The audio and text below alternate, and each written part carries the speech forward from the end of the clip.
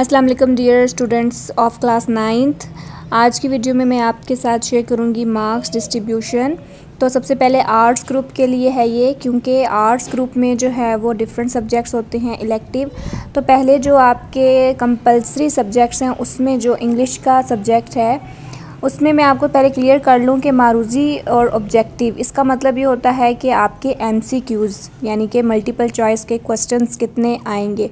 इसके अलावा जो इंशाइया है वो होता है सब्जेक्टिव, जिसके 2 पार्ट्स होते हैं, पार्ट 1 एंड पार्ट 2। पार्ट 1 जो होता है वो शॉर्ट क्वेश्चंस में से होता है और पार्ट 2 जो होता है हिस्सा 2 वो लॉन्ग क्वेश्चन से होता है। तो सबसे पहले नंबर 1 पे आपको नज़र आ रहा है अंग्रेज़ी यानी इंग्लिश का पेपर। इसमें जो MCQs हैं वो 19 मार्क्स के आएंगे।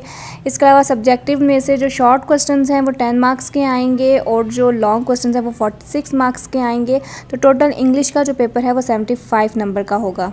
सेकंड नंबर पे है उर्दू। इसमें जो ऑब्जेक्टिव है मारूजी हिस्सा यानी कि MCQs 15 मार्क्स के होंगे। सब्जेक्टिव में जो हिस्सा अव्वल है उसमें जो शॉर्ट क्वेश्चंस हैं वो 10 मार्क्स के होंगे और जो आपका लॉन्ग क्वेश्चन है जिसमें आपका उर्दू बी का जो है वो भी सब कुछ शामिल होगा तो वो 50 मार्क्स का ओवरऑल आपका पेपर होगा। तो टोटल मार्क्स इसके होंगे 75। थर्ड पे है इस्लामियात लाजमी। इसमें जो मारूजी हिस्सा है वो 10 नंबर का होगा और इंशाइया यानी कि सब्जेक्टिव में से जो हिस्सा अव्वल है वो 24 नंबर और हिस्सा 2 16 नंबर, तो टोटल मार्क्स 50। इसी तरह मुतालिया पाकिस्तान के जो सब्जेक्ट है उसकी भी डिस्ट्रीब्यूशन इसी तरीके से है।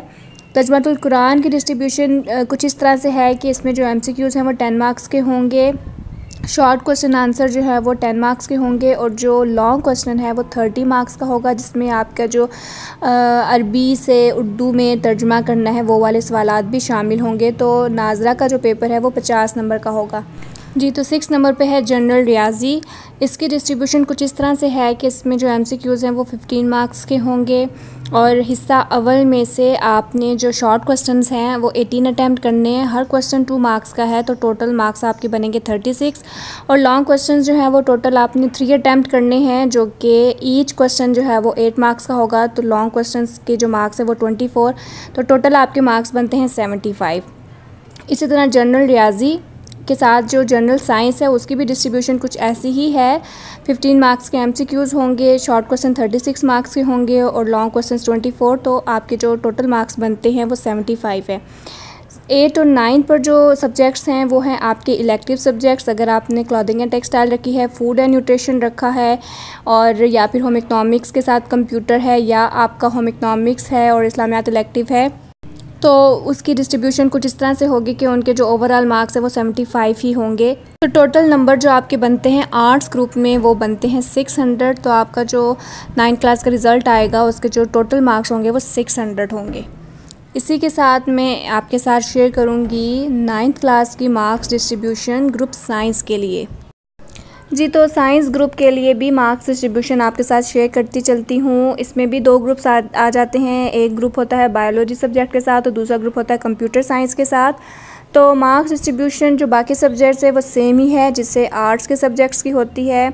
इसमें अंग्रेज़ी, उर्दू, इस्लामियात लाजमी, मुतालिया पाकिस्तान, तर्जुमातुल कुरान, रियाजी, इनके मार्क्स वही हैं जो आर्ट्स ग्रुप के लिए हैं जी। तो फ़िज़िक्स नंबर 7 पर जो सब्जेक्ट है फ़िज़िक्स, उसमें जो मारूजी यानी कि MCQs हैं वो 12 मार्क्स के आएंगे, शॉर्ट क्वेश्चन 30 मार्क्स के होंगे और लॉन्ग क्वेश्चन 18 मार्क्स के होंगे। तो टोटल मार्क्स बनते हैं 60 और रिमेनिंग जो 15 मार्क्स हैं वो आपके प्रैक्टिकल के होंगे। सेम यही डिस्ट्रीब्यूशन है केमिस्ट्री सब्जेक्ट के लिए और बायोलॉजी सब्जेक्ट के लिए।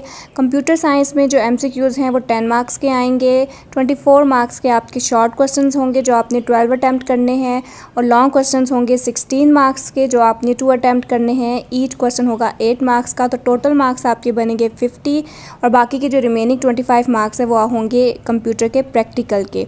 तो इस तरह से दोनों ग्रुप्स में जो बायोलॉजी ग्रुप है उनके जो मार्क्स बनते हैं 555 होंगे टोटल मार्क्स और कंप्यूटर साइंस ग्रुप के साथ जो मार्क्स होंगे वो होंगे 545 टोटल मार्क्स जी। तो उम्मीद करती हूँ मेरी इस वीडियो से जो आपकी कन्फ्यूजन्स हैं मार्क्स के लिए वो दूर हो चुकी होंगी। और इसके साथ एक और भी बात आपके साथ मैं शेयर करती चलूँ कि जो आर्ट्स ग्रुप हैं, जिन स्टूडेंट्स का आर्ट्स ग्रुप है कंप्यूटर साइंस के साथ, तो उनकी भी मार्क्स डिस्ट्रीब्यूशन कंप्यूटर सब्जेक्ट के साथ वैसी ही होगी जैसी साइंस सब्जेक्ट्स की है, यानी कि उनका भी जो कंप्यूटर का पेपर है वो 50 मार्क्स का होगा और प्रैक्टिकल 25 मार्क्स का होगा।